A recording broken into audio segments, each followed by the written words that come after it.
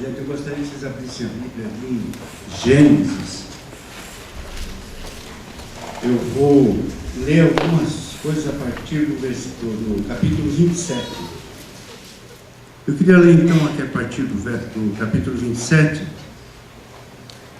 Alguns personagens aqui da Bíblia me chamam muita atenção. Jacó parece que não tem muita boa fama, mas eu consigo olhar esses homens e eu comecei a querer olhar boas coisas, porque eu tenho um amigo, chama-se Laurenildo Santana, ele é diretor na Jucum, em Curitiba, de uma das bases da Jucum, e ele está fazendo a escola da família, implantando a escola da família em Nova Zelândia. E, uns tempos para cá, ele começou a me chamar de Pai Jacó, chamar a mim de Pai Jacó. E eu disse, eu quero ver o que ele viu em mim, então, né? Porque eu tinha uma impressão muito ruim de Jacó. E eu comecei a ler um pouquinho mais a respeito de Jacó. Eu digo, Senhor, o que é que ele viu em mim que Jacó tinha? E que ele estava me elogiando, eu recebi como um elogio ser chamado de Pai Jacó. E aí eu comecei a estudar. E aqui no capítulo 27, eu comecei por aqui, mais ou menos, né? Comecei por aqui e eu fui até onde eu quero chegar depois com vocês. No capítulo 27, verso 1. Tendo-se envelhecido Isaque, e já não podendo ver porque os olhos se lhe enfraqueciam, chamou a Esaú, seu filho mais velho, e disse, meu filho, respondeu ele, aqui estou.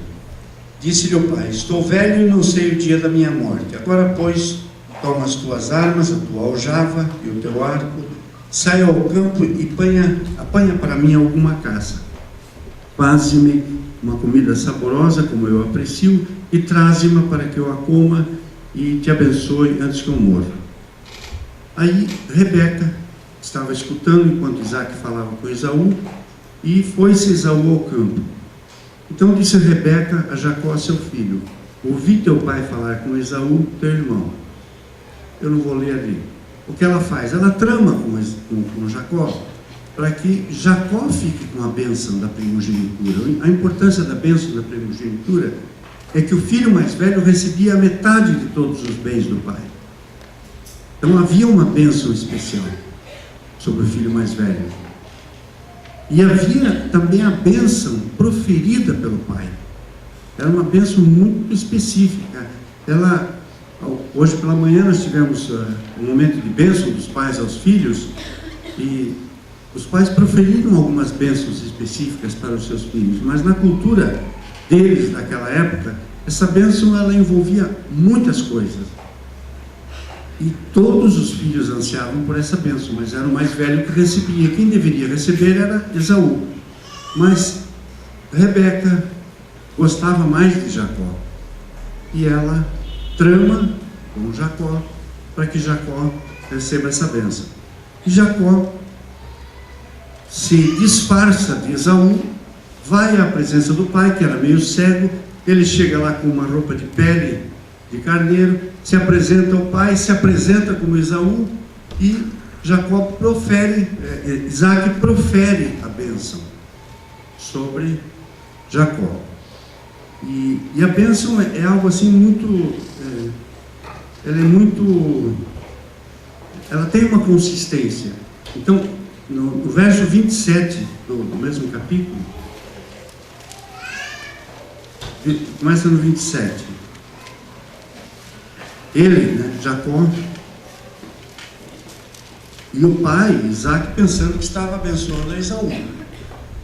Ele se chegou e o beijou, então o pai aspirou o cheiro da roupa dele e o abençoou e disse, eis que o cheiro do meu filho é como o cheiro do campo, e o Senhor abençoou.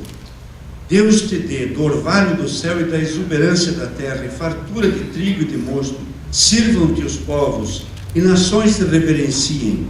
Se Senhor de teus irmãos e os filhos da tua mãe se encurvem a ti, maldito seja o que te amaldiçoar e abençoado o que te abençoar.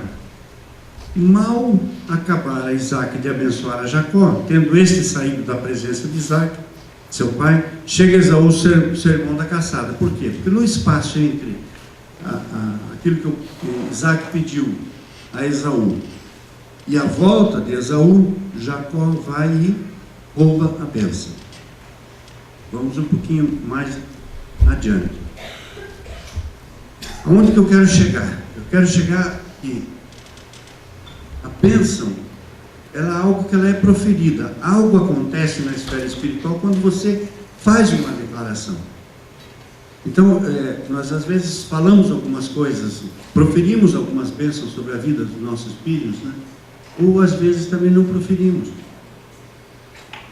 A bênção, ela é proferida quando você faz a declaração para o teu filho: você vai ser bem sucedido. Isso que você quer ser, meu filho, que bom. Eu me lembro quando meu filho está morando em Goiás agora, é médico veterinário. Ele estava com 17 anos de idade, tinha uma bela de uma profissão, um bom salário, ganhava mais do que eu, mas ele chega para mim e diz assim: pai, eu quero te pedir uma coisa. Eu digo: claro, meu filho, o que você quer? Pai, eu quero saber se você me sustenta para eu fazer a faculdade de medicina veterinária. Eu digo: filho, mas você está num bom emprego, você ganha muito bem, para que você vai fazer isso, filho? Não, pai, eu quero ser médico veterinário e eu vou ter que estudar 5 anos de faculdade, mais algum estágio. Eu tenho que sair desse emprego, porque esse emprego é muito bom, mas eu estou só ganhando dinheiro, não estou fazendo o que eu quero. E aí ele fez a pergunta de novo: pai, você faz isso para mim? Pai, eu digo: faço. Bom, e tem mais, pai. Eu quero ter ainda, depois de 1 ano, eu ainda quero que você me sustente. Eu disse: claro, filho, não tenha dúvida nenhuma. Então isso foi lá pelos idos de 1991, né? Então eu fiz as contas, até 1997 eu teria que dar uma mesada para ele. E ele pediu as contas do seu emprego, guardou um dinheirinho, e eu comecei a dar uma mesada e ele passou a viver daquela mesada. Terminou a faculdade e 8 meses aproximadamente depois do término da faculdade, ele se casou, e mais uns 4 meses eu ainda continuei dando sustento para ele. Ele já estava casado, ainda ele tinha sustento comigo, mas ia acabar naquele final de ano, e naquele final de ano ele já tinha compromisso de trabalho, ele iria receber por conta própria.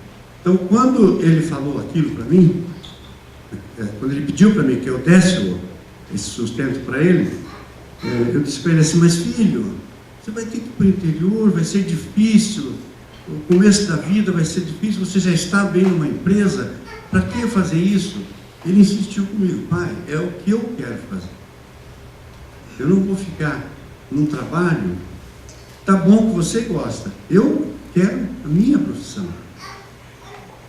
E eu disse para ele assim: mas filho, veja bem, não é fácil ganhar dinheiro com medicina veterinária.